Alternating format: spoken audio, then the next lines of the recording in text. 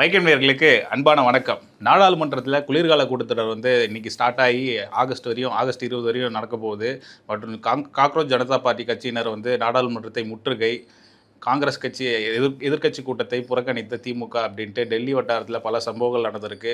இங்கே தமிழ்நாட்டிலையும் Vilathikulam MLA arrest மற்றும் முதல்வன் பட பாணியில் அமைச்சருடைய செயல் அப்படின்ட்டு பல விஷயங்கள் தமிழ்நாட்டை சுற்றியும் நடந்திருக்கு. இதை சார்ந்து இருக்கக்கூடிய விஷயங்களை பற்றி தான் இன்றைக்கி விரிவாக விவாதிக்க இருக்கோம். வீடியோ ஸ்கிப் பண்ணாமல் சொல்லி பாருங்கள். முக்கியமாக சப்ஸ்கிரைப் பண்ணிவிட்டு வீடியோ பாருங்கள். எங்களுக்கும் கொஞ்சம் ஆதரவாக இருக்கும். வணக்கம் சார். வணக்கம். சரி, நாடாளுமன்றத்தில் குளிர்கால கூட்டத்தொடர் ஸ்டார்ட் ஆகிருக்கு. மசோதாக்கள் ஒரு 5 முக்கியமான மசோதாக்கள் நிறைவேற்றுறாங்க. இது ஒரு பக்கம் இருந்தாலுமே காக்ரோச் ஜனதா பார்ட்டியினருடைய நாடாளுமன்ற முற்றுகை எப்படி சார் பார்க்குறீங்க? காக்ரோச் ஜனதா பார்ட்டியுடைய முற்றுகைக்கு முன்னாடி என்ன மசோதாக்கள் அப்படின்றத 5 முக்கியமான மசோதாக்கள். பிறப்பு இறப்பு மசோதா இது கொஞ்சம் முக்கியமானது. ஏன்னா பிறப்பு சான்றிதழ் இறப்பு சான்றிதழ் முன்னெல்லாம் பார்த்தீங்கன்னா எனக்கு என்னென்னு இருக்கும், அதுக்கு வேறு அமௌண்ட்டுலாம் கொடுக்கணுங்க. அப்போலாம் நான்லாம் 150 ரூபா கொடுத்து வாங்கிக்கிறேன். அப்போ அதுக்கு அது ஹாஸ்பிட்டலில் ஒன்று கொடுப்பாங்க, அதில் ஒரு எழுத்து இருக்கும். அப்புறம் அதை தூக்கிட்டு இங்கே இது பண்ணால் இங்கே ஒரு எழுத்து இருக்கும்.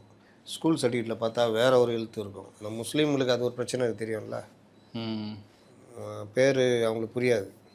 இன்றைக்கும் பலரும் அப்துல் முத்தலிஃப் முத்து விட்டுருங்க, அப்துல்னு சொல்லுங்கள் அப்படின்றது. அப்போ அந்த மாதிரி இதில் முத்தலிஃபு, எல்இஎஃப், எல்ஐஎஃப், எல்ஐபின்னு போட்டார். கேஸ் கனெக்ஷன் வீடு மாறும்போது இங்கேருந்து அங்கே மாற்றணும்.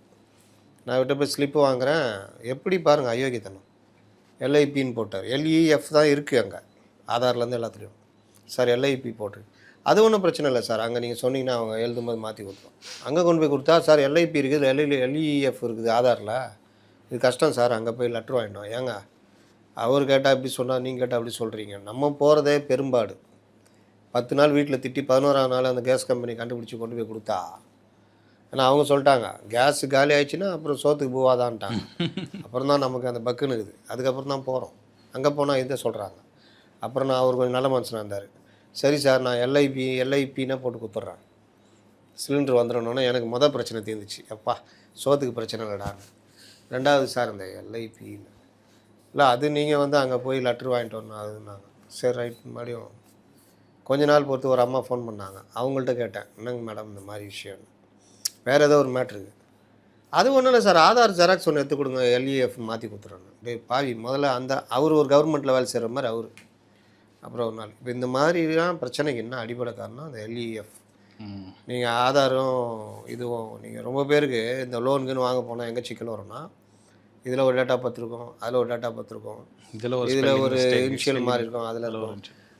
இப்போ பிஎஃப் சரி வேலையெல்லாம் விட்டுட்டோம், சரி தான் பிஎஃப் காசு சேர்த்து அதாவது செலவு ஆகுமேன்னு சொல்லிட்டு அது ஒரு 4-5 கம்பெனி அதெல்லாம் போட்டு தேடி அந்த லாகின்லாம் போனால் கடைசியில் என்ன சொல்லிச்சு, அப்துல் முத்தலிஃப்னு போட்டுக்கிறீங்க. ஆமாம் தானே, அப்துல் முத்தலிஃப் மட்டும் இருக்குது. ஒன்று நீக்கிட்டு வா, இல்லை எங்கெல்லாம் அப்துல் முத்தலிஃப் அங்கே சேர்த்துட்டு வா.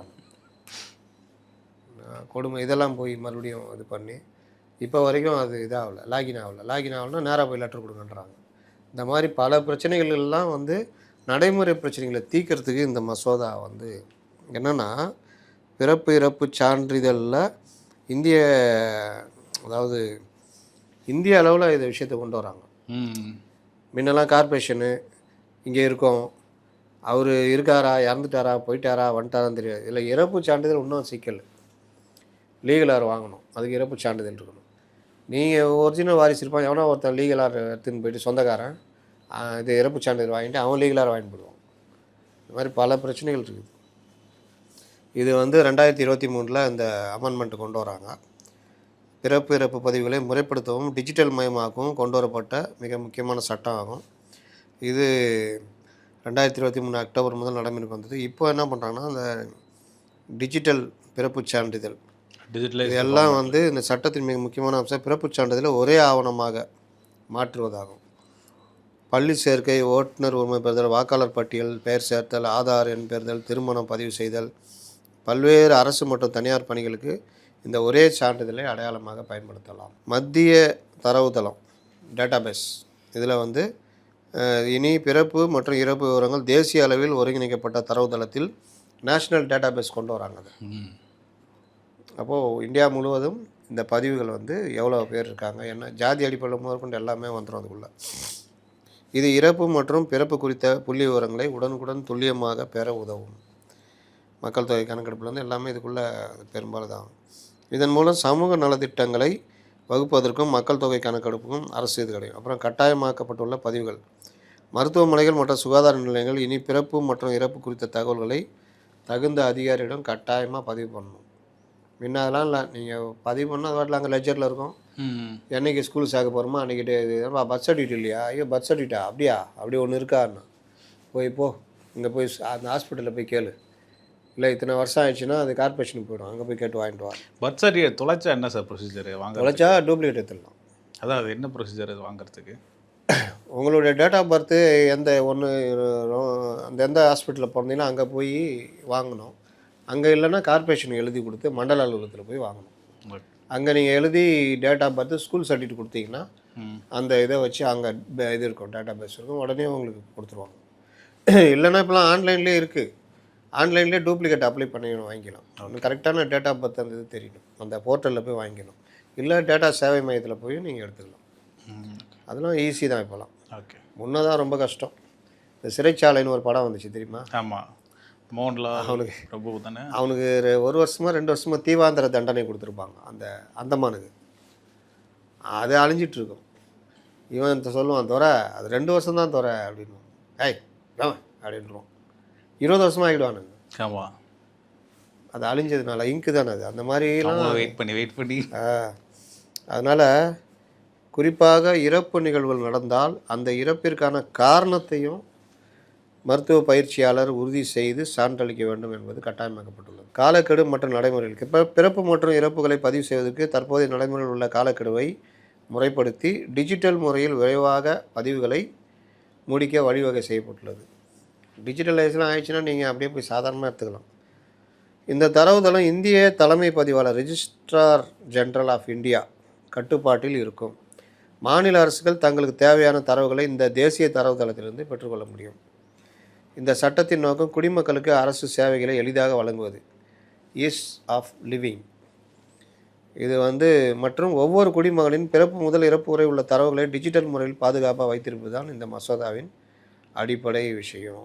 இந்த மசோதா மழைக்கால கூட்டத்தொடரில் இதுக்கு கொண்டு வர போகிறாங்க. இதில் இன்னொன்று வருமான வரி திருத்த மசோதா. இது இந்திய இறையாண்மை கடன் சந்தையை வலுப்படுத்தவும் அந்நிய முதலீடு ஈர்க்கவும் முந்தைய அவசர சட்டத்திற்கு பதிலாக இது கொண்டு வரப்படுகிறது. இது உள்ளே போனோன்னா கொஞ்சம் படிச்சுட்டு தான் பேசணும். அப்புறம் எம்எஸ்எம்இ மேம்பாட்டு திருத்த மசோதா. இது சிறு குறு மற்றும் நடுத்தர நிறுவனங்களின் வணிகச் சூழலை எளிதாக்குதல், நிலுவையில் உள்ள கட்டண சிக்கல்களை தீர்த்தல் மற்றும் மாநிலங்களுக்கு அதிக அதிகாரங்களை வழங்குவதை இது நோக்கமாக கொண்டுள்ளது. அது அது அடுத்த கட்டத்தை நோக்கி யங்ஸ்டர்ஸ் மற்றெல்லாம் நகர்த்தணுன்னா எம்எஸ்எம்இலாம் கொஞ்சம் ஸ்ட்ராங் பண்ணணும்னு இது பண்ணுறாங்க. அப்புறம் உச்சநீதிமன்ற நீதிபதிகள் எண்ணிக்கை திருத்த மசோதா. இப்போ 33ஆக இருக்கிறத 37 ஆக்கணும். ஏன்னா வழக்குகள் குமிஞ்சிக்கிட்டே இருக்குது, அதற்கேற்றாற் போல் பண்ணணுன்றதுக்காக. அதே மாதிரி தேசிய கௌரவ அவமதிப்பு தடுப்பு மசோதா. இது தேசிய சின்னங்களை அவமதிக்கப்படுவதை தடுக்கவும் அதற்கான சட்ட நடவடிக்கைகளை வலுப்படுத்தவும் கொண்டு வரப்படுகிறது. இதை தான் வந்தே மாதரத்தை அப்படி இப்படின்ட்டாங்க. எல்லாத்துக்கும் பொருந்தும். தேசிய கொடி ஏற்றுறாங்கல்ல, ஆமாம், தேசிய கொடியில் ஒரு இது சட்டம் இருக்குது தெரியுமா? தேசிய கொடி ஏற்றுறதுல என்ன சட்டம் சார்? சைஸு, எங்கே ஏற்றணும், ஏற்றினா எப்போ ஏற்றிட்டு எப்போ இறக்கணும் எல்லாம் இருக்குது தெரியுமா? நீங்கள் உங்கள் வீட்டில் தேசிய கொடி ஏற்றிட்டு டெய்லி பறக்க விட்டுறலாம், ஏற்றிட்டு இறக்காமல் பறக்க விடுங்க. சட்டம் தடுக்கும், அது சட்ட விரோதம். அது மாலை 5 மணிக்கு ஆனால் இறக்கிடணும், அது எங்கே இருந்தாலும். தேசிய கொடி ஏற்றுனீங்கன்னா கூட சுதந்திரத்துக்கு ஏற்றுனீங்கன்னா அது இறக்கிடணும். ஃப்ரெஷ்ஷாக புதுசாக தான் ஏற்றணும் காலையில். இந்த மாதிரி சில இதெல்லாம் அது சிலதுக்கு மட்டும் விதிவிலக்கு இருக்கும். ஏர்போர்ட், ரயில்வே ஸ்டேஷன்கள் அந்த மாதிரி. ஆமாம், சில இதெல்லாம் விதிவிலக்கு இருக்கும். தேசிய கொடியில் டவுசர் தைச்சி போட்டுக்கிறது, சட்டை தைச்சி போட்டுக்கிறது எல்லாம் அமெரிக்காவில் அனுமதி உண்டு. தேசிய கொடியில் என்னென்னா பண்ணலாம், இங்கெல்லாம் பண்ணிங்கன்னா உள்ளே வச்சுருவாங்க. தேசிய கொடி போத்திட்டு ஓடுறாங்கல்ல, அது கூட இப்போலாம் கொஞ்சம் ஃபேஷன் மாதிரி ஆகிடுச்சு. அதெல்லாம் விளையாட்டில் தேசிய கொடின்றது அதுக்குரிய மரியாதையோடு நடத்தப்படணுன்றது. தேசிய கொடிலாம் எரிச்சிங்கன்னா பெரிய இது இருக்குது.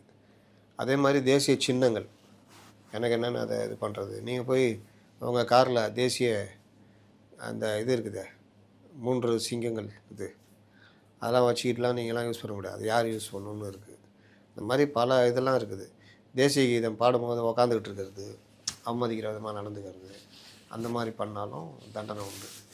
அதே மாதிரி இப்போ புதுசாக கொண்டு வந்திருக்கிற வந்தே மாதரம் அதை அவமதித்து பேசுறது, அந்த மாதிரிலாம் இறையாண்மைக்கு எதிராக பேசுகிற மாதிரி தான் கணக்கு. அப்படி இந்திய அரசு ஒரு சட்டத்தை கொண்டு வருதுன்னா இந்திய மக்களால் தேர்ந்தெடுக்கப்பட்ட எம்பிக்கள் ஒப்புதலோடு அந்த மசோதா நிறைவேறுதுன்னா இந்திய மக்கள் சொன்ன மாதிரி அது சாசனத்தில் இருக்கிற மாதிரி இதுவே சட்டம், இதுவே சாசனம்னு. அதில் மீறிக்கிட்டு எனக்கு என்னென்னு பேசிக்கிட்டு இருந்தால் தூக்கி வச்சு நொங்குவாங்க. அது வந்து அடுத்த மசோதா வந்து அந்நிய பங்களிப்பு ஒழுங்குமுறை திருத்த மசோதா, foreign contribution regulation amendment bill, FCRA அப்படின்னு நம்ம ஏற்கனவே பேசியிருக்கோம். ஆமாம், FCRA பற்றி. FCRAவில் எப்படிலாம் நோக்குவாங்கன்னு. இது இந்தியாவில் செயல்படும் அரசு சாரா தொண்டு நிறுவனங்கள் NGOs பெரும் வெளிநாட்டு நிதியை கட்டுப்படுத்தவும் மேற்பார்வை செய்யவும் அரசு கொண்டு வந்துள்ள ஒரு முக்கிய சட்ட திருத்தம். இதோடைய முக்கிய இது என்னென்னா சொத்துக்களை கையகப்படுத்தும் அதிகாரம், டெசிக்னேட்டட் அத்தாரிட்டி. இதில் முக்கியமான விஷயம் என்னென்னா தொண்டு நிறுவனம் ஒன்று இருக்குது.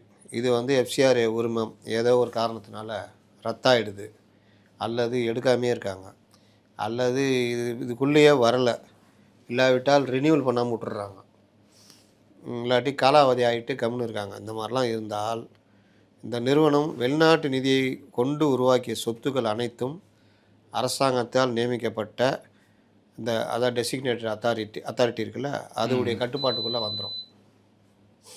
இது வந்து ஒரு இது. அதே மாதிரி வெளிநாட்டு நிதியால் உருவாக்கப்பட்ட சொத்துக்கள் மட்டுமல்லாமல் பகுதி அளவில் வெளிநாட்டு நிதி மற்றும் பகுதி அளவில் உள்நாட்டு நிதியால் உருவாக்கப்பட்ட சொத்துக்கள் கூட முழுமையாக இந்த அமைப்பின் கட்டுப்பாட்டுக்குள் செல்ல வாய்ப்புள்ளது. நீ வந்து இது தொண்டு நிறுவனம் ஆரம்பிச்சுட்டு கொஞ்சம் ஃபாரின்லேருந்து வருது, கொஞ்சம் இங்கே கொடுத்தாங்க, அது கொடுத்தாங்க, அதுன்னு எதாவது நடத்திக்கிட்டு இது பண்ணாலும் அதுலேயும் வந்து ஏதாவது சிக்கல் இருந்தால் இவங்க அது இந்த இதுக்குள்ளே வரும். வெளிநாட்டு நிதி பெறுவதற்கும் அதை பயன்படுத்துவதற்கும் குறிப்பிட்ட காலக்கெடு நிர்ணயிக்கப்பட்டிருக்கு. இனிமேல் நிதியை முறையாக பயன்படுத்தாவிட்டாலோ அல்லது குறிப்பிட்ட காலத்திற்குள் செலவிடாவிட்டாலோ நிறுவனத்தின் உரிமம் தானாகவே ரத்து செய்யப்படும். 2000 கோடி ரூபா செந்தில் ஒரு கல்வி நிறுவனம் தொடங்குறாரு. செந்தில் ஏதோ ஒரு வகையில் பணம் சம்பாதிச்சிக்கிறாரு. அதை அவாலா மூலிமா அமுச்சு அங்கே இருக்கிற ஷெல் கம்பெனி மூலிமா ஒரு ட்ரஸ்ட்டு ஒன்று கல்வி நிறுவனம் தொடங்கி அதிலிருந்து ஒரு 4-5 நிறுவனங்கள் மூலமாக உங்கள் செந்திலின் சேவையை பாராட்டி கல்வி நிதியாக 2000 கோடி திரும்பி இங்கே வருது. நீங்கள் வாங்கி வச்சிக்கின்னு ரைட்டு FCRA பார்க்கும், ரைட்டு எதுக்குப்பா இதுக்கா ரைட்டு. அந்த வர நிதி கூட எப்படி வருதுன்னு பேசியிருக்கோம், ஞாபகம் இருக்கா? SBI ஆஃப் இந்தியா, அது மூலிமா மட்டும்தான் டிரான்சாக்ஷனு. நீ அந்த நிதி இந்த வங்கி அந்த வங்கி அதெல்லாம் கிடையாது. அப்படி வந்து 2000 கோடி வாங்கி வச்சிக்கின்னு அதில் ஒரு 1000 கோடியை கணக்கு காமிக்கணும்னு ஒரு 4-5 மெடிக்கல் காலேஜ் ஏதோ ஒன்று அதை கட்டின்னு எதாவது பண்ணுறீங்க வச்சுக்கோங்க, மீதி அப்படியே வச்சுன்னுக்கிறீங்க குறிப்பிட்ட காலத்துக்குன்னா உங்கள் லைசன்ஸை ரத்து பண்ணுவாங்க. குறைந்தபட்சமாக 2 நிதியாண்டுகளில் 10 லட்சம் வெளிநாட்டு நிதியை பயன்படுத்தி தகுந்த சமூக பணிகளை செய்திருக்க வேண்டிய நிபந்தனையும் கொண்டு வரப்பட்டுரும். இல்லையெனில் உரிமம் புதுப்பிக்கப்படாது. 2 நிதியாண்டில் 2 வருஷத்தில் 10 லட்சம் வெளிநாட்டு நிதியை பயன்படுத்தி தகுந்த சமூக பணிகளை செய்திருக்கணும். நீ அப்படின்னா ஆக்டிவிட்டியாக இயங்கிக்கிட்டே இருக்கணும். சும்மா நான் இப்போ தொடங்கின ஷெல் கம்பெனி மாதிரி 3 வருஷம் பொறுத்து ஒரு நிதி வருது அப்படின்னா அதெல்லாம் வராது. வெளிப்படைத்தன்மை மற்றும் பொறுப்புணர்வு. NGOக்களின் செயல்பாடுகள், நிர்வாகம் மற்றும் நிதி பரிமாற்றங்களில் அதிக வெளிப்படைத்தன்மையை கொண்டு வருவதே இந்த மசோதாவுடைய நோக்கம். NGOக்களின் முக்கிய பொறுப்பாளர்கள் தங்கள் தனிப்பட்ட செயல்பாடுகள் மற்றும் வெளியீடுகளை கூட உள்துறை அமைச்சருக்கு தெரிவிக்க வேண்டிய கட்டாயம் ஏற்பாடலாம். நீங்கள் இருக்கீங்க, நீங்கள் பண்ணுறீங்கன்னா என்ன பிஸ்னஸ், என்ன இது, எப்படி உங்களுக்கு எப்படி அவங்க தெரிஞ்சாங்க, நீங்கள் என்ன பிஸ்னஸ் பண்ணுறீங்க, அது இது எல்லா விஷயமும். எவனும் NGOவை ஆரம்பிக்க மாட்டான் போடாங்க கொய்யால அப்படின்னு.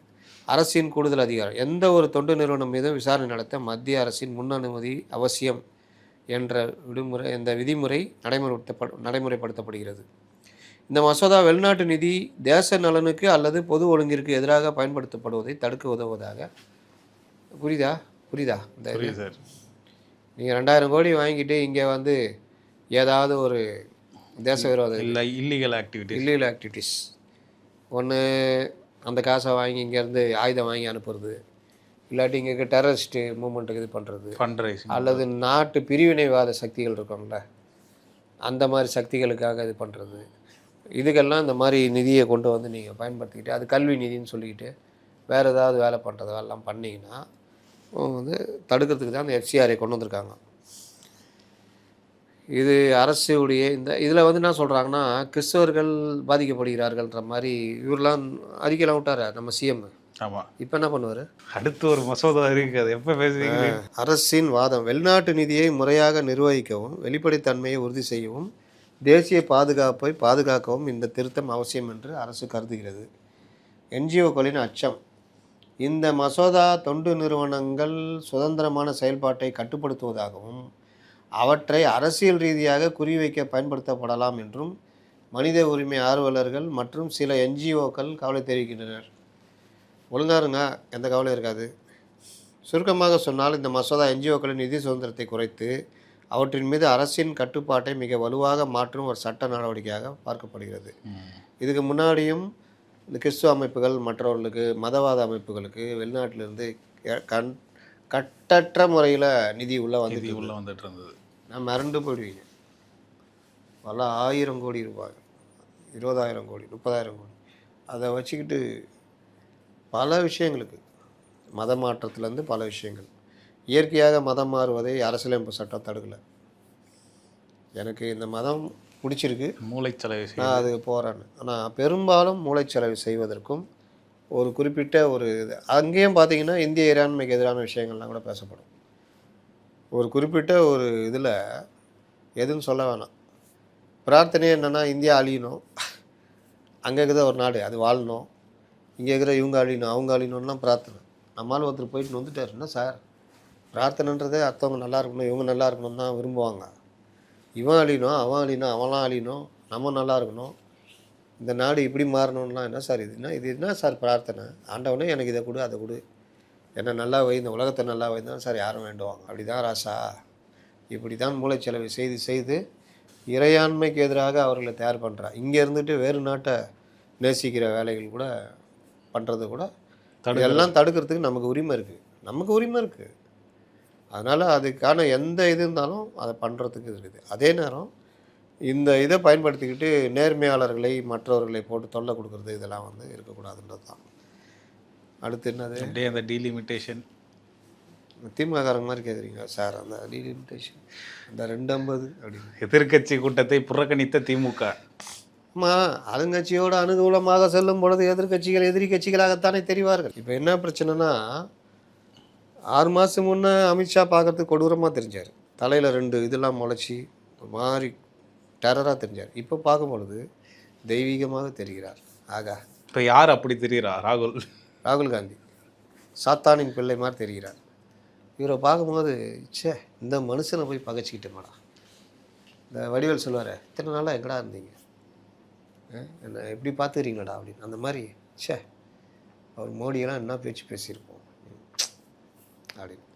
பிராய்ச்சித்தமாக பிஜேபி கூட இணைஞ்சிடலாம். அது 2029. அது வரைக்கும் ஏன் இணையக்கூடாது? இணைந்தால் என்ன? ஏன் நீங்கள் அங்கே இணையும் பொழுது நாங்களே இணையக்கூடாது அப்படின்னு யாரோ விட்டு பேச விடுவாங்க. டிகே சுலங்கன் கூட பேசியிருக்காருல, டீலிமிட்டேஷனை நாங்கள் எதிர்க்கவில்லை. அப்போ என்ன பண்ணீங்க? இந்த எரிச்சதெல்லாம் அதெல்லாம் அது துன்பியல் சம்பவம், அதெல்லாம் மறந்துடணும். டீலிமிட்டேஷனை அன்னைக்கும் அமித்ஷா என்ன சொன்னாரோ அதை தான் இன்றைக்கும் சொல்கிறார். ஆனால் இவர்கள் தொல்லுனாங்க பாருங்கள். இன்றைக்கி ட்விட்டரில் அவன் போட்டுனுக்கிறான் பாருங்கள். டீலிமிட்டேஷன் என்பது அதை நாம் தமிழகத்தின் நலனுக்காக இருந்தால் நாம் பரிசீலிப்பதில் தப்பே இல்லை அப்படி இப்படின்னு. டீலிமிட்டேஷனு மக்கள் தொகை நம்முடைய உரிமைகள் பதி போகிறது என்னென்னவோ இவங்க சொன்னாங்க. அமித்ஷாலேருந்து எல்லாம் பார்லிமெண்ட்டில் பேசுகிறாங்க, உறுதிமொழிலாம் கொடுக்குறாங்க. ஆனாலும் அதுக்குள்ளே உள்ள இதெல்லாம் நொறநாட்டிலாம் பண்ணிக்கிட்டு இல்லாத கேள்விலாம் கேட்டாங்க. அந்த எதுக்குன்னா அந்த மகளிர் மசோதா நிறைவேறக்கூடாதுன்றதுக்கு. இப்போ மகளிர் மசோதா வரோம்ல, பார்ப்போம். இதில் டீலிமிட்டேஷனுக்கு அவங்க சொன்னது, ஏப்பா மக்கள் தொகை அடிப்படையில் நாங்கள் பண்ணலப்பா, ஆனால் 25 50 வருஷமாக பண்ணாமையே இருக்கிறோம். அதுவும் ஒரு சிக்கல். அது வந்து பெரிய பிரச்சனைகள்லாம் கொண்டு வரும். அதனால் தயவுசெய்து நிறைவேற்றி கொடுங்க. இதில் வந்து கிராஜுவலாக 50% இங்கேனா 40 இடம் பாண்டிச்சேரியோட சேர்த்து இருக்குன்னா 60 இடமா மாறும். 80 இடம் உத்தரப்பிரதேசத்தில் இருக்குன்னா 120 இடமா மாறும். அப்போது அதே அளவுக்கு பவர் தான் இருக்கும். அறுதி பெரும்பான்மைக்கு இவ்வளோ தேவை, இதுக்கு இவ்வளோ தேவைன்னா அது என்னவோ அதே ரேஷியோ தான் அப்படியே கூடும் குறையும், அவ்வளோதான். அதெல்லாம் முடியாது. நீ வந்து அதை பண்ண பார்க்குற, இதை பண்ண பார்க்குற, இதை கொண்டு வர மாட்டோம், ஒரே நாடு ஒரே தேர்தல் கொண்டே வர மாட்டோம் அப்படி இப்படின்னாங்க. இன்றைக்கி ஒரே நாடு வருதா எப்போ 29 ஆட்சி கழிச்சிருவீங்கல்ல, ஆட்சியை கழிச்சு தேர்தல் வச்சவங்க வர மாதிரி ஆட்சி கழிச்சிருவீங்கல்ல அப்படி இப்படின்னு. அதில் ஒன்று தான் இது டீலிமிட்டேஷன். இப்போ வந்துட்டு டீலிமிட்டேஷன் வந்து நாங்கள் படித்து பரிசீலிப்போம். அப்போ ஏன் இவ்வளோ நாளாக படிக்காமல் இருந்தீங்க? எத்தனை தடவை நம்மளாம் பேசியிருப்போம். அதை பற்றி தெளிவு வேணும். அப்போ தெளிவாக இருந்தவங்க சொன்னப்போலாம் உங்களுக்கு தெளிவு வந்தால் தான் உலகத்துக்கே தெளிவு வரும்னு நினைப்பு தெரிதா? இவங்க தெளிவாகிட்டாங்கன்னா, அதாவது இவங்க எப்படி தெளிவாகிட்டாங்க, இதுக்கு பிறகு இல்லாத இதெல்லாம் வரும், பூதம்லாம் வரும். ஏன்னா தமிழ்நாட்டில் வேறு கிளப்புறாங்க, இவங்க வேறு கிளப்புறாங்க, எத்தனை வழக்குகளை சந்திக்கிறது. அதனால் நம்ம டீலிமிட்டேஷன் இப்போ தான் எடுப்பா அந்த புக்கை. என்ன சொல்கிறாங்க பாரு ஐயா, 50% கிராஜுவலாக கொடுக்குறாங்கண்ணா. அப்போ நமக்கு இங்கே ஒரு பேப்பர் கீஞ்சி இருக்கு பாரு, அன்றைக்கி எரிச்சிட்டோமே. அது எரிச்சது. நம்ம இது தெரியாமல் தான்டா அவ்வளோலாம் பண்ணணுமா? சரி ரைட்டு, பாவம், ரைட்டு பண்ணிவிடுவோம். அதுக்கு இன்னொன்று வேணால் செய்யலாம் அண்ணா. அன்றைக்கி போகாமல் இருந்துருவோம். அதாவது 2/3 வேணும், போகாமல் இருந்துடலாம். ஆப்சண்ட்டு கேட்டால் வரலாறு நாளைக்கு 2 வருஷம் கழித்து பேசும்போது நாங்கள் அதில் உள்ள சில சரத்துகள் எங்களுக்கு பிடிக்காத காரணத்தினால் நாங்கள் பாராளுமன்றத்தை புறக்கணித்தோமே தவிர அந்த சட்டத்தை நாங்கள் பாஸ் பண்ணுவதற்கு நாங்கள் துணை போகவில்லை அப்படின்னு ஒட்டிக்கலாம். திராவிட முன்னேற்ற கழகம் ஒன்றுதான் இன்றைக்கு இந்தியா முழுவதும் சிறப்பாக சிந்திக்கிறது. இந்திய நலனை நம்மை விட யார் சிந்திக்கப் போகிறார்கள்? இந்தியா, இலங்கை, மலேசியா, சிங்கப்பூர் முதலிய நாடுகளில் புகழ்பெற்ற திராவிட கொள்கைகளை நாம் ஒருவர் தான் செய்தோம். இப்படி ஏதாவது ஒன்று பேசி இன்றைக்கி ஒரு இது பார்த்தேன், ஜென்சி இதில் எல்லாம் அப்படி உக்காந்துக்கிறான். என்னன்னு பார்த்தா ஒரு பொண்ணு தாத்தா தாத்தா தாத்தா தாத்தா எங்கள் தாத்தா. நான் யார்? அந்த சின்ன பொண்ணாகுது. சரி ஸ்டாலினை தான் சொல்லுது போல், தாத்தான்னு சொன்னால் பிடிக்காது அவருக்கு, டேடின்னு தானே சொல்ல சொன்னார். என்னடா அந்த பொண்ணு இப்படி பாடுதுன்னு மற்றவங்களாம் அப்படி உக்காந்துக்கிறான். எப்படா முடிப்பேன் அந்த சேர்ந்த இது மாதிரி. அந்த பொண்ணு பாடினே இருக்குது. எது? இரட்டை கோலை முறை எதிர்த்தவர் எங்கள் தாத்தா. இன்றைக்கி நீங்கள் எங்களை இரட்டை கோலை முறையை வைத்து தெருவில் நடவுநாட விடாமல் தடுத்து, செருப்பணியை விடாமல் தடுத்து, மேலே துணி போடாமல் தடுத்தீர்களே, எங்கள் தாத்தா பெரியார் தாத்தா தான் காப்பாற்றினார் அப்படி அப்படின்னு. இன்றைக்கி நாங்கள் வந்து தலை நிமிர்ந்து நிற்கிறோம். என்ன இப்போ எங்கே நடக்குது அந்த மாதிரி? எங்கே நடக்குது? இல்லை. இப்போவும் உட்காந்து அந்த கதையை பேசினுக்கிறாங்க. அந்த பொண்ணு பாடினது பாவம் எல்லாம் சுகர் பேஷண்ட் மாதிரி உட்காந்துக்கிறாங்க அப்படியே. அந்த மாதிரி இந்த இதுக்கெல்லாம் இப்போ பேசுவாங்க. நாங்கள் டீலிமிட்டேஷனை ஏன் வரவேற்கிறோம் என்றால், நாங்கள் எங்கள் தலைவர் தளபதினா அவர் பழைய தளபதி அவருக்கு மட்டுமே இந்த விவரம் தெரிந்து விட்டது. இது நாள் வரையிலும் யாருக்கும் தெரியாத பல விஷயங்கள் இன்று அவருக்கு புரிந்திருக்குது. என்னது கேஸ் வருன்றதா? கம்னரே, அதெல்லாம் கிடையாது. இந்த டீலிமிட்டேஷனில் என்ன பிரச்சனை இருக்குது, அது ஏன் திராவிடத்திற்கும் இது ஒத்து வரும், ஏன் இது அப்படிலாம் நம்ம பார்த்துட்டோம். அதனால் ஆதரித்தால் என்ன தவறு, அதிமுகவுடன் சேர்ந்தால் என்ன தவறு? நீங்கள் மட்டும் அங்கே சேருவீர்கள், கூட்டணி வச்சுக்கிங்க, நாங்கள் இங்கே சும்மா அங்கே உட்காந்துக்கிறோம், நாங்கள் சேர்ந்தால் என்ன தவறு? அப்படியே கிளப்பி பிஜேபி பக்கம் திமுக சாய்கிறது, காலை எடுத்து வைத்து போய். அதுக்கு அவர் சொல்கிறார் கார்த்தி சிதம்பரம், அந்த மாதிரி பண்ணாதீங்க, தேசிய அளவில் நம்ம வந்து பல விஷயங்களை எதிர்க்க வேண்டியிருக்கு. நீ உன் இஷ்டத்துக்கு அங்கே போய் இது பண்ணுவேன், எங்களை வந்து இது பண்ணுறியா? உனக்கு தான் எங்கள் மேலே உரிமையே கிடையாது. பாயிண்ட்டு தானே சார்? பாயிண்ட்டு தான். பாஜக தமிழக அரசுக்கு எதிரான விஷயங்களில் நாளைக்கு பாயிண்ட்டாக பேசுவீங்களா? நீங்கள் மாறணும்னு நினச்சா பாயிண்ட்டெல்லாம் வந்துடும். அவங்க கூட்டணி விட்டு தானே போனாங்க. நீங்கள் தான் பாசிச எதிர்ப்பு சொல்லாமல் தானே போனாங்க. சொல்லாமல் போகிறாங்க, சொல்லிட்டு போகிறாங்க, லவ் லெட்டர் எழுதி வச்சுட்டு போகிறாங்க, இல்லை வாட்ஸ்அப்பில் மெசேஜ் அனுப்பிச்சிட்டு போகிறாங்க, எப்படி வேணால் போட்டோம். நீங்கள் பாசிச எதிர்ப்பில் முன்னணியில் இருப்பவர்கள் தானே, பெரியாருடைய பேரன்கள் தானே, யார் கைவிட்டாலும் நாங்கள் கைவிட மாட்டோம்னு நிற்கிறவங்க தானே. அப்புறம் என்ன, பாசிச எதிர்ப்பு ஒன்று தான் எங்களுடைய முக்கியமான இது. பேசியிருக்கீங்களா இல்லையா? அப்போ இப்போ என்ன டீலிமிட்டேஷன் பாஸ் பண்ணால் நல்லது தானே சார்? நல்லது தான். அன்றைக்கே பாஸ் பண்ணியிருக்க வேண்டியதானே? அன்றைக்கி மட்டும் இந்த கேள்வி ஏன் வரமாட்டேங்குது? அன்றைக்கி ராகு காலம் சார். இப்போ யமகண்டமா? யமகண்டம் வந்தால் எல்லாம் வந்துடும். நீங்கள் டீலிமிட்டேஷன் பாஸ் பண்ணுங்கள், நாங்கள் வரவேற்கிறோம். அவங்க சொன்ன அந்த 50% இதோட பாஸ் பண்ணுங்கள். இந்த பெண்கள் மசோதா பாஸ் பண்ணுங்கள், பிறப்பிறப்பு சான்றிதழ் பண்ணுங்கள், உச்சநீதிமன்றத்தை பண்ணுங்கள், அந்த எஃப்சிஆர்ஏ பண்ணுங்கள், எல்லாம் பண்ணுங்கள். ஆனால் எதிர்ப்பில் நாங்கள் எதிர்ப்பாக தான் இருப்போம், கூட்டணிலாம் போக மாட்டோம்னு சொல்லுங்கள், வரவேற்கலாம். இல்லையே, தானே பிரச்சனை. எங்கள் அண்ணன் அமித்ஷா, எங்கள் பெரிய அண்ணன் மோடி அப்படின்லாம் போகிறீங்க. அந்த பேச்சில் ஒரு யுத்தத்தன்மை வந்துச்சுல. இப்போ இந்த கோபம் ஆக்ரோஷம் எல்லாம் இப்போ ஒன்லி டிவிக்கே மட்டும்தான். திமுகவுக்கு மட்டுமா சார்? திமுகவுக்கு மட்டுமா? எது கோபம் ஆக்ரோஷம்லாம் வேறு யாருக்குறா? தாவேகா மேலே சொன்னேன். திமுக அது இவங்களுக்கும் இருக்குது. இவங்க அந்த ரேஞ்சுக்கு பேச ஆரம்பிச்சிட்டாங்க. ஏன்னா பங்காளிகளில் அந்த ரேஞ்சுக்கு பேச ஆரம்பிச்சிட்டாங்க. அந்த காக்ரோச் ஜனதா பார்ட்டி பார்லிமெண்ட் முற்றுகை பெரிய அளவில் டெல்லியில் ரொம்ப நாள் கழிச்சு ஒரு போராட்டம். எதை உணர்த்துகிறது இந்த போராட்டம்? பெரிய அளவில் டெல்லியிலலாம் இல்லை, பெரிய அளவில் சமீபத்தில் ரீசெண்ட் டேஸில் சொல்கிறேன். அதாவது ராம்லீலா மைதானத்தில் ஒன்று நடந்தது தெரியுமா? ஞாபகம் இருக்கா? ஆனால் ஒருத்தர் பத்துக்குவார், காந்திக்கு சித்தப்பா பையன் மாதிரி. ஞாபகம் இருக்கா? ஒரு தானே. யார்? அண்ணா சார். கூட ஒருத்தர் இருந்தார் அரக்கை சட்டை போட்டுன்னு. அவர் யார்? அரவிந்த் கெஜ்ரிவால். இவங்கெல்லாம் இப்போ என்ன பண்ணாங்க? ஊழலுக்கு எதிராக லோக் ஆயுக்தா அது இதுன்னு ஊழல். அந்த டைமில் பெரும் ஊழல்லாம் இருந்தது. அந்த இது 2G காமன்வெல்த்து அது இதுன்னுலாம் இருந்தது. அப்போது காங்கிரஸ்னாலே ஊழல் தான் அப்படின்றது இதாச்சு. அதனால் அந்த அந்த போராட்டத்துக்கு என்ன ஹைப் கிடச்சிது ஞாபகம் இருக்கா? பத்திரிகைகளில் இதில் யார் பண்ணா? வலதுசாரிகள், பிஜேபி. அவரே யார்? அதுக்கப்புறம் வந்தாரா அண்ணா சார்? இல்லை. பிஜேபி ஜெயிச்சனும் வந்தாரா? இல்லை. கெஜ்ரிவால் துரத்தி விட்டார். அலிகேஷன்ஸ் அவர் மேலே குற்றச்சாட்டுலாம் வைக்க ஆரம்பிச்சிட்டாரு. ஒரு மண்ணும் இல்லை. இந்த புகழை பயன்படுத்திங்கன்னா அவர் தனியாக டெல்லியில் ராஜ்யம் நடத்தினா அவர் போயிட்டார். ஜி வரேன் ஜி, மேட்ரு முடிச்சாச்சு, உங்கள் இது முடிஞ்சிச்சு, நீங்கள் போய் ஓய்வெடுங்க, நான் அப்படியே டெல்லி முதலமைச்சர் அதுன்னு பார்த்துக்கிறேன் அப்படின்ட்டு அவர் ஊழலுக்கு எதிரான்ட்டு மதுபான இதில் மாட்டினார். ஆச்சா? அவரும் கிட்டத்தட்ட அந்த இது தான், வலதுசாரி இது தான். இப்போ அதே பேட்டர்னில் இந்த காக்ரோச் பார்ட்டி இதை கொண்டு வரான். 3 தடவை வந்துச்சு பிஜேபி. இதுக்கப்புறம் பிஜேபி தொடுறதுக்கு யாராலையும் இவங்களால முடியல. இவங்களுக்குள்ள ஒற்றுமை இல்லை. இவர்கள் 1000 பஞ்சாயத்து வச்சுன்னுக்கிறாங்க. ராகுல் காந்தி இன்றைக்கி எங்கே இருப்பார், நாளைக்கு இன்னொரு இடத்துல இருப்பார்.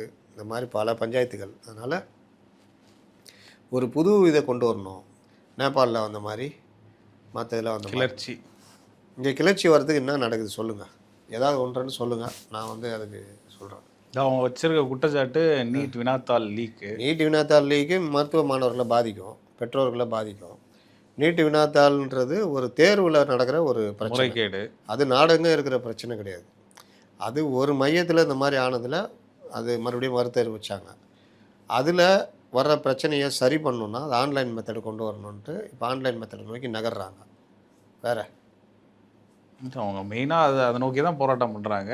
தர்மேந்திர பிரதான் பதவி விலகணும் அப்படின்னு சொல்லி. பதவி விலகிட்டால் காக்ரோச் போய் காவாக்குள்ளே பூந்து உக்காந்துக்குமா? காக்ரோச் வெளியே வந்ததுன்னு மர்மம் என்ன? சொன்னதாக தான் இருக்கும் பின்னாடி. காக்ரோச் எப்படி வந்து? அப்போது ஒவ்வொரு காலகட்டத்திலையும் ஒவ்வொரு விஷயங்கள் வெளியே வரும். ராஜீவ்காந்தி என்கிற நபர் அடுத்தடுத்து இந்திரா காந்திக்கு பிறகு ராஜீவ்காந்தி இவர்கள் எல்லோரும் நேரு குடும்பத்தை வச்சு ஒரு பெரிய அளவில் இந்திய அளவில் இந்த ஸ்டாண்டர்டாக இருக்கிறாங்க. அவர் ஒரு இளம் லீடராக இருக்கார். அடுத்து ஒரு 20 வருஷத்துக்கு காங்கிரஸ் வலுவாக இருக்கும், இந்தியாவில் ஒரு சிரமமான ஒரு லீடர் இருப்பார் அப்படின்ற ஒரு இதில் தான் ராகுல் காந்தியை முடிச்சு விடணுன்னு சர்வதேச லெவலில் தீட்டப்பட்ட திட்டத்துடைய வெளிப்பாடு தான் ராஜீவ்காந்தி படுகொலை. சர்வதேச சதி தான் அது. அதை அப்படி இப்படின்னு கொண்டு போய் அதுக்கு கூலியாளாக வேணால் சில பேர் இருந்திருப்பாங்க, தவிர ராஜீவ்காந்தியுடைய அந்த அசாசினேஷன்றது சர்வதேச இதுதான். அதற்கு பிறகு ஒரு ஸ்திரமற்ற தன்மை இந்தியாவில் வந்துச்சு தெரியுமா? அதிலிருந்து 2014 வரைக்கும் ஒரு ஸ்திரமில்லாத ஆட்சிகள் தான் தொடர்ந்தது. யாருக்கும் மெஜாரிட்டியே இருக்காது. அதில் திறமையான பிரதமர்னா நரசிம்மராவ் தான். மெஜாரிட்டி இல்லாமல் தள்ளிட்டு போனார். அவர் பீரியடில் தான் அந்த இதெல்லாம் வந்துச்சு, குளோபலைசேஷன் மற்ற விஷயங்கள்லாம். அதற்கு பிறகு மன்மோகன் சிங் பீரியட் நல்லா இதுவாக இருந்தது. வாஜ்பாய் அவர்கள் இப்படி ஆனால் யாருக்கும் இது கிடைக்கல. 2004 தான் வாஜ்பாய்க்கு ஒரு பெரும்பான்மை கிடைச்சது. அதுவும் சில ஆதரவு மற்ற இதெல்லாம் சேர்ந்தான் என்டிஏன்னு. நல்ல பெரும்பான்மை தனி பெரும்பான்மைனா 2014 தான். அப்போது நீங்கள் 91 போட்டது 2014 வரைக்கும் இந்தியாவுக்கு ஒரு பெரிய சிக்கலாக மாறிச்சா? ஆனால் இந்தியான்றது ஒரு பெரிய நாடுன்றதுனால இஷ்டத்துக்கு இவர்களால் எதுவும் செய்ய முடியல. அதனால் இந்தியா வலுவாக இருந்தது. ஆனால் இந்தியாவுடைய வெளியுறவு கொள்கை, இந்தியாவுடைய உளவுத்துறை, இந்தியாவுடைய மற்ற இதெல்லாம் வந்து பெரும் பாதிப்புக்குள்ளானுச்சு. நீங்கள் அந்த பீரியடுகளில் தான் பார்த்தீங்கன்னா இந்த தீவிரவாத தாக்குதல் ஃபுல்லாக இந்தியாவுக்குள்ள நடந்திருக்கும். பார்லிமெண்ட்டு, இந்த இது மும்பை அட்டாக்கு எல்லாமே அந்த பீரியடில் நடந்திருக்கும். அப்போது இதில் வந்து நம்மளை வந்து வச்சு செஞ்சு விட்டானுங்க பாகிஸ்தான்.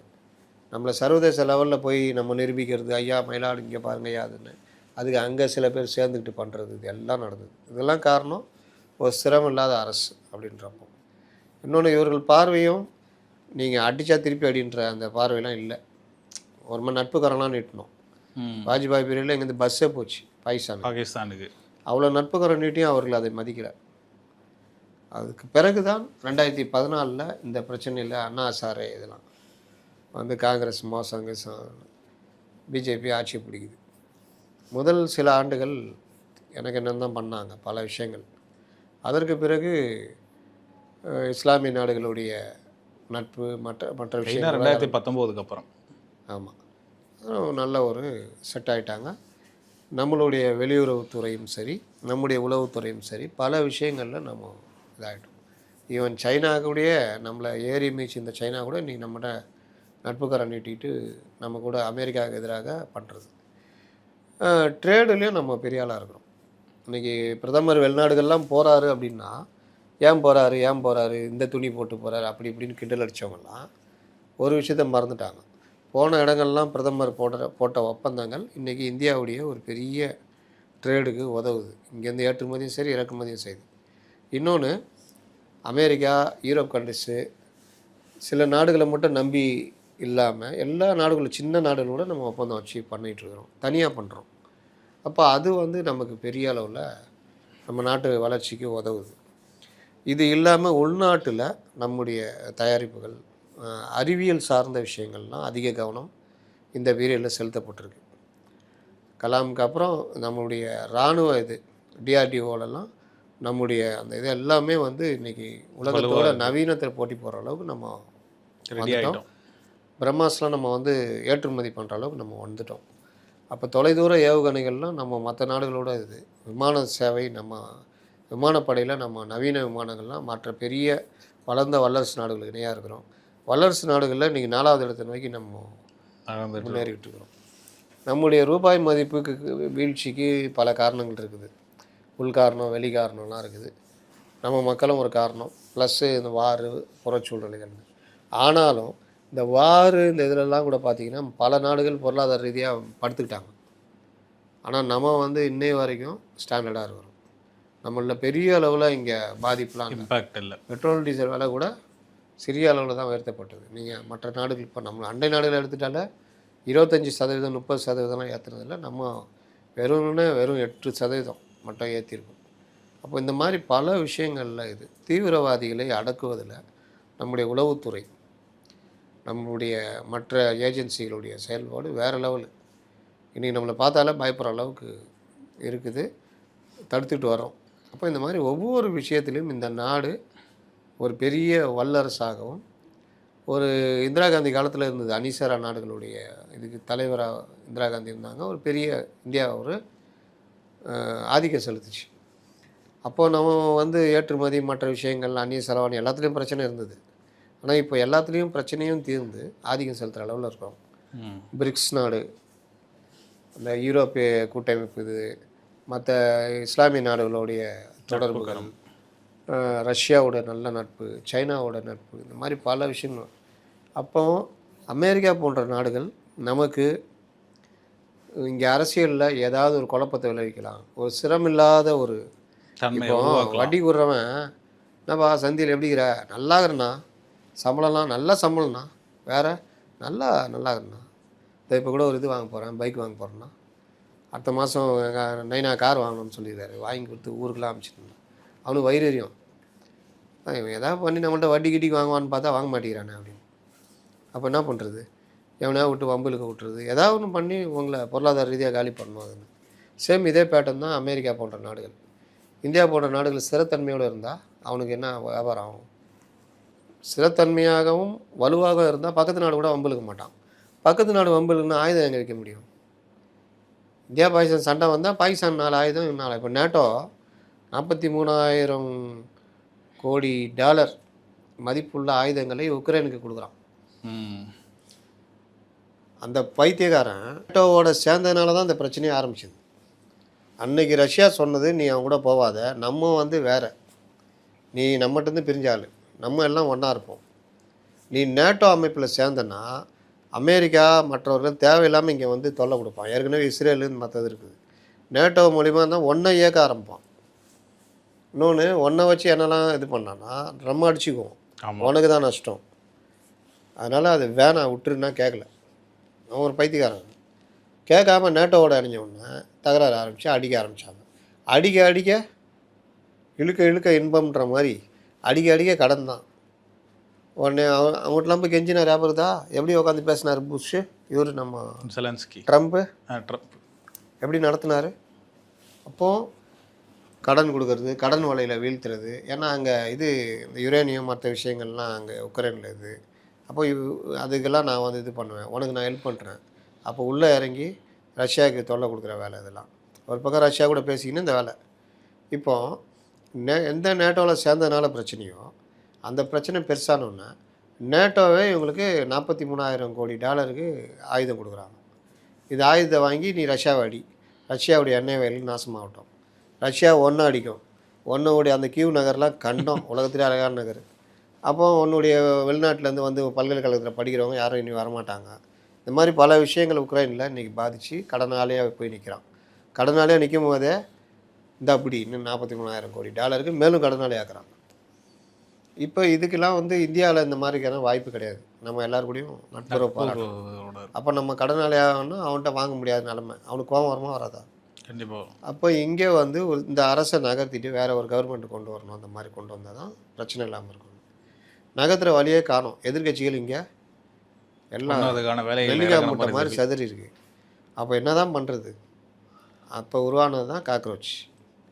இந்த மாதிரி ஆட்களை வெளிநாடுகள்லேருந்து ரெடி பண்ணி இங்கே அனுப்பிச்சி யங்ஸ்டர்ஸ் மத்தியில் ஒரு குழப்பத்தை ஏற்படுத்துறது. சரி, இங்கே அவ்வளோ பெரிய பிரச்சனை, உணவு பஞ்சம் இருக்குது, லஞ்சம் ஊழல் இதாக இருக்குது, பவர் பிரச்சனை இருக்குது, இல்லை காலநிலை பிரச்சனைங்க இருக்குது. இந்த மாதிரி எதாவது வச்சு போராடுறாங்களான்னா எதுவுமே இல்லை. நம்ம திமுக காரன்ட்ட எவனா அங்கே காக்ரோச்சில் இருக்கிறானான்னு தெரில. பைசா பெறாத விஷயங்கள், நீட்டில் தேர்வுத்தாள் முறைகேடு. ஆமாம், ஒத்துக்கிட்டாங்க, மறுபடியும் மறுதேர்வு நடத்துனாங்க, அடுத்து ஆன்லைனுக்கு மாற்றணும்னு போகிறாங்க. அப்போ அந்த ஒரு விஷயத்தை பெருசாக்கி அதுக்கு ஒருத்தர் உண்ணாவிரதம். அவர் யாருன்னா ஏற்கனவே இங்கே இதெல்லாம் இருந்தவர், அரசு பணிலாம் இருந்தவர், லடாக்கில் அதுக்கான முன்னேற்ற இதிலெல்லாம் இறங்கி வேலை செஞ்சவர். இன்றைக்கி லடாக்கில் அது அவர் வேலைலாம் செஞ்சார்ல, ரோடு போட்டது மற்ற இதெல்லாம். அதுக்கு பிறகு இப்போ சொல்கிறது சுற்றுச்சூழல் பாதிப்புன்றார் இப்போ தலைகீழ. அப்போ இவர் வந்தால் ரத்தம், மற்றவங்க வந்தால் தக்காளி சட்னி. இப்போ அவர் திடீர் தலைவராக வராரு. இந்த திடீர் தலைவர்களுக்கு யார் மத்தியில் ஆதரவு இருக்குது, யார் இவரை தூக்கி பிடிக்கிறாங்கன்னு பார்த்தா இந்த ஊடகங்கள், சமூக வலைதளங்கள். இதெல்லாம் யார் கையில் இருக்குதுன்னு பார்த்தீங்கன்னா நேராக வரும், அமெரிக்காட்ட தான் வரும். சமூக வலைதளம்லாம் யார்கிட்ட இருக்கும்? எலான் மாஸ்க்கு அது இதுன்னு. அப்போ அதன் மூலியமாக இந்த பரவுறது. அப்போ ஏஜென்சிகள் இங்கே அந்நிய இது தான். அந்த ஏஜென்சிகள் இங்கே கொடுக்குறதா இங்கே இருக்கிற ஆட்கள் நம்ம எடுத்துக்கிட்டு அந்த ஏஜென்சியை சொல்லிச்சு. இந்த ஏஜென்சியில் கரெக்டாக சொல்கிறது அப்படின்னு பார்த்தீங்கன்னா வயரு, இந்த மாதிரி ராய்ட்டர், இந்த மாதிரி முக்கியமானது இருக்கும். இவங்க அதெல்லாம் விட்டு இந்த நியூயார்க் டைம்ஸ் சொல்லிச்சு, அது சொல்லிச்சு. இவங்களாம் திட்டமிட்டு உள்ளக்க செய்தியை பரப்புவாங்க. அப்போ இந்த மூலியமாக காக்ரோச் இது கீழே போய் யார்ட்டே கேட்டு பாருங்க காக்ரோச்சுன்னு. ஆமாம், ஒரே தொல்லையாகுது, என்ன மருந்து அடித்தாலும் போக மாட்டேங்கிறாங்க. அப்போ காக்ரோச் ஜனதா பார்ட்டினா அதை ஒரு பூஸ்ட் பண்ணி ஒரு பிம்பம் மாதிரி காமிக்கிறாங்க. இவரெல்லாம் அந்தளவுக்கு அரசியல் ரீதியாகவோ எதுவும் கிடையாது. யங்ஸ்டர்ஸ் எங்கே வேணாலும் போவாங்க, அவங்க எதுக்கிட்ட வேணாலும் போவாங்க. அது ஒரு செட்டு. இது இப்படி இருக்கும்போது அப்படி இருக்கும், எல்லாம் இருக்கும். அதனால் அது ஒரு பெரிய போராட்டம் மாதிரி காமிக்கிறாங்க. அது நான் கொஞ்ச நாளில் அப்படி ஒன்றும் இல்லாமல் தான் போகும். பட் ஆனால் யங்ஸ்டர்ஸ்ன்னு சொல்லும்போது இப்போ தமிழ்நாட்டை பொறுத்தவரை யங்ஸ்டர்ஸ் ஆட்சி அமைச்சருக்கார மாதிரி இது திமுககார மாதிரி பேசக்கூடாது. இல்லை ஒரு நான் ஏற்கனவே சொல்லிட்டேன், அது ஒரு சொல்லாடல். அந்த யங்ஸ்டர்ஸ் மட்டும் ஆட்சி மாற்றத்தை கொண்டு வரல. கரெக்டு. அப்படி கொண்டு வந்தால் சீமான் இன்னைக்கு முதலமைச்சர், அண்ணாமலை முதலமைச்சர், கமல்ஹாசன் முதலமைச்சர். யங்ஸ்டர்ஸ் வந்து ஒரு பார்ட்டு தான். அது எல்லார் கட்சிக்கும் பிரிஞ்சுலாம் போட்டிருந்தாங்க. இப்போ அதில் மேஜர் பார்ட்டு இவருக்கு விஜய்க்கு போட்டிருக்காங்க. அதே நேரத்தில் பெண்கள், பொதுவானவர்கள், ஆட்சி மாற்றத்தை விரும்புபவர்கள், பொதுவான வாக்காளர் எல்லாம் சேர்ந்து வாக்களித்தனால தான் 35%. அதனால் இந்த திமுக யங்ஸ்டர்ஸ் போடலையா, அதான் இருக்காங்களா தாத்தா தாத்தான்னு பாட்டு பாடுங்க. அதெல்லாம் யார்? அங்கே இருக்கிற ஜென்சி தானே. முதல்வர் விஜய் அவர்களை வந்து அவதூறாக பேசின வழக்கில் வந்து விளாத்திக்குளம் எம்எல்ஏ வந்து அரெஸ்ட் பண்ணியிருக்காங்க. எதிர்க்கட்சியினர் வந்து ரொம்பவே போராட்ட களத்தில் வந்து திமுகவினர் இறங்கியிருக்காங்க. எப்படி பார்க்குறீங்க? பெருசாக வெடிக்குது போராட்டம். 4 வந்துடுச்சு. சரி, அதாவது இன்றைக்கி முன்னாள் முதலமைச்சர் சொல்லியிருக்காரு, இது என்ன ஆட்சி, சாத்தானின் ஆட்சியான்னு கேட்டிருக்காரு இல்லை? ஆமாம். போன கவர்மெண்ட்டில் இவங்க பண்ணாங்களா? அதெல்லாம் என்ன ஆச்சு?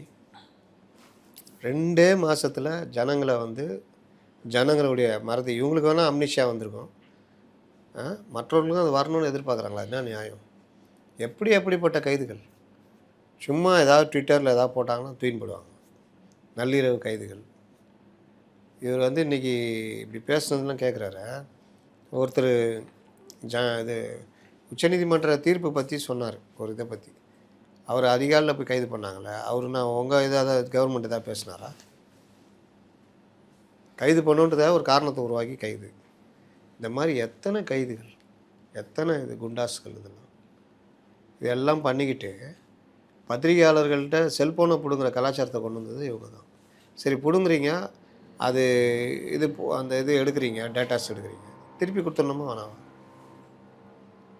சரி, பிடுங்குறீங்க, எடுக்கிறீங்க, அந்த இதெல்லாம் எப்படி வெளியே வருது?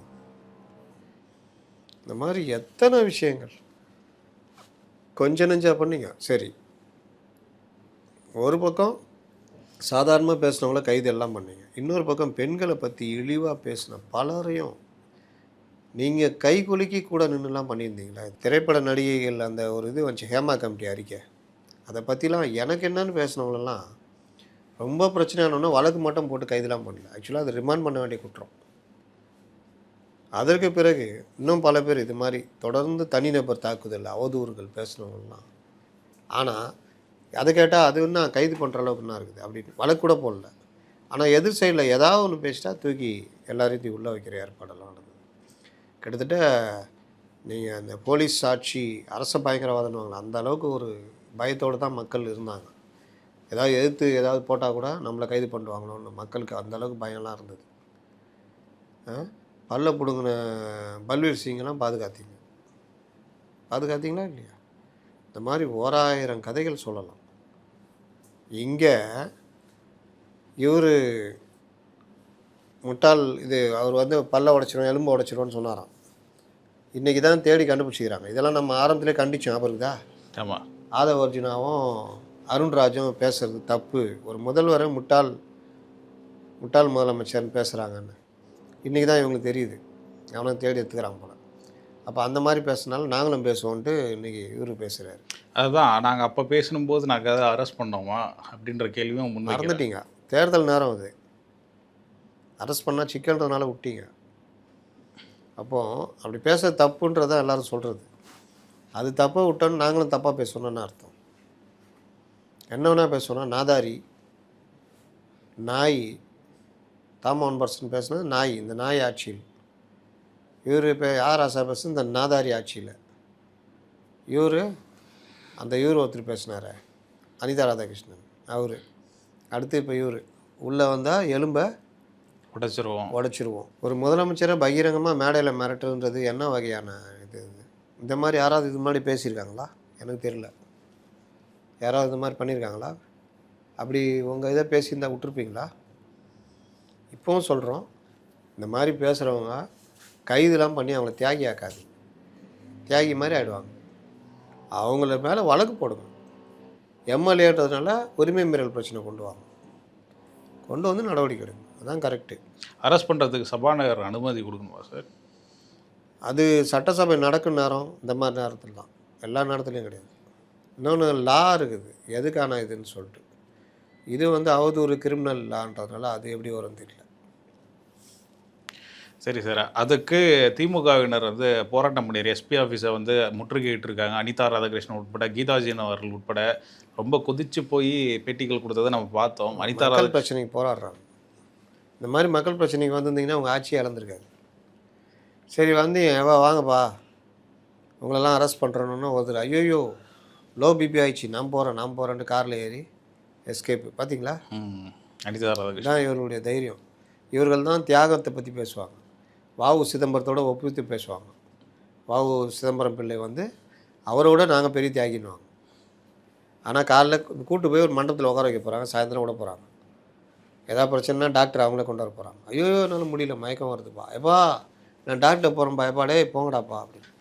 சிடிஆர் அமைச்சதே நாங்கள் தான். நாங்கள் வந்து ஒரு அசைன்மெண்ட் கொடுத்து அமைச்சிருக்கோம் விஜய் காலி பண்ண சொல்லி அப்படின்ட்டு ஆர்பி உதயகுமார் அவர்கள் சொல்லியிருக்காரு. என்ன காரணம்னா நான் சொன்னலாம் 4 பேர்.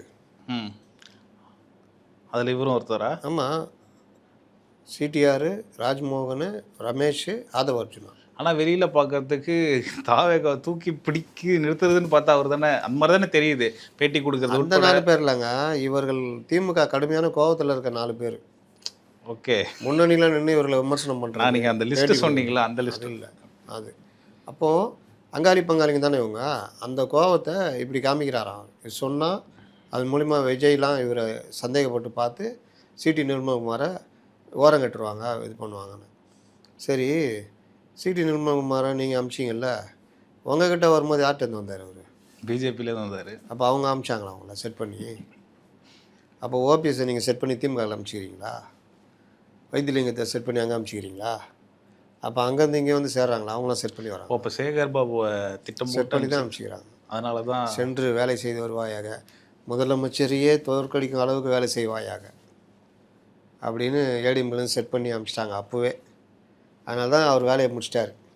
அவருடைய இந்த இதில் ராலெல்லாம் காமிப்பாங்கல்ல, அங்கேயே போய் தங்கி அங்கேயே கடந்து 6-7 வருஷம் பொறுத்து அவங்களுடைய ப்ராஜெக்டை முடிப்பாங்க. முடிச்சுட்டு கிளம்பி வருவாங்க. அந்த மாதிரி அனுப்பிச்சிக்கிறாங்க போல் அப்போவே சேகர் பாபுவை. அப்புறம் கண்டபடி உளறி திரிவாயாக அப்படின்னு அனிதா ராதாகிருஷ்ணன் ரகுபதி அமைச்சு வச்சுக்கிறாங்க. இப்போ திமுகனாலே அனிதா ராதாகிருஷ்ணன் அவர்கள் தான் வெளியில் தெரிகிறாரு. பொதுச் செயலாளர் ஆகலான்னு ட்ரை பண்ணுறாரு போல். பொதுச் செயலாளர் நம்ம துரைமுருகன் இடம் காலி ஆகிடுது, எப்படியாவது நம்ம ஆயிடலாம் அப்படின்னு. துணை பொதுச் செயலாளரும் இது கண்டனம் தெரிவிச்சிருக்காங்க எம்எல்ஏ அரெஸ்ட்டுக்கு. யார்? துணை பொதுச் செயலாளர். அவங்க எதுக்கு தான் கண்டனம் தெரிவிக்கல? அவங்க அந்த அதிக இளம் விதவைகள் இருப்பது அப்படின்னாங்க. அப்புறம் 5 வருஷம் லீவ் விட்டாங்க. இப்போ மறுபடியும் ஆரம்பிச்சுக்கிறாங்க. அதான் நடுவில் கொஞ்சம் பக்கத்தை காணும் கதை தான் அவங்க.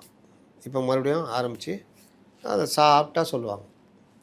நேற்று முளைச்ச காலம் தாவேகா அதிமுக ஆலமரமாக இருக்கக்கூடிய 54 வருஷம் இருக்கக்கூடிய ஆலமரத்தை சீண்டி பார்ப்பதான்னு வளர்மதி அவர்கள் வந்து சொல்லியிருக்காங்க. அதானே, அதை ஏற்கனவே அவங்க எடப்பாடியிலேருந்து எல்லாம் சீண்டி நிற்கிறாங்க. நீ என்ன தனியாக சீண்டுற அப்படின்னு. எங்களை தூக்கணும்னா பெரிய புல்டோசர் தான் வேணும். புல்டோசர் தான் இருக்குது, உள்ளே இருக்குது, உள்ளே இருக்குது, வெளியே 2 சைடும் வச்சுன்னுக்கிறாங்க. இப்படி ஒருத்தர் இடிக்கிறாரு, இப்படி ஒருத்தர் இடிக்கிறாரு. அதனால் கலைஞர் சொல்லுவார், திமுக வீழ்த்த எந்த கொம்பனாலும் முடியாது அப்படின்னு. ஆமாம், உள்ளே இருக்கிறாங்க அவங்களுக்கு அப்படின்னு. அந்த மாதிரி தான். அதனால் அதிமுக வீழ்த்த வெளியில் ஆள் தேவையில்லை, உள்ளே இருக்கிறாங்க. ப்ளஸ்ஸு உள்ளேருந்து வெளியே போனவங்க இருக்கிறாங்க. இதுதான் உள் முரண்பாடு, வெளி முரண்பாடு தான்.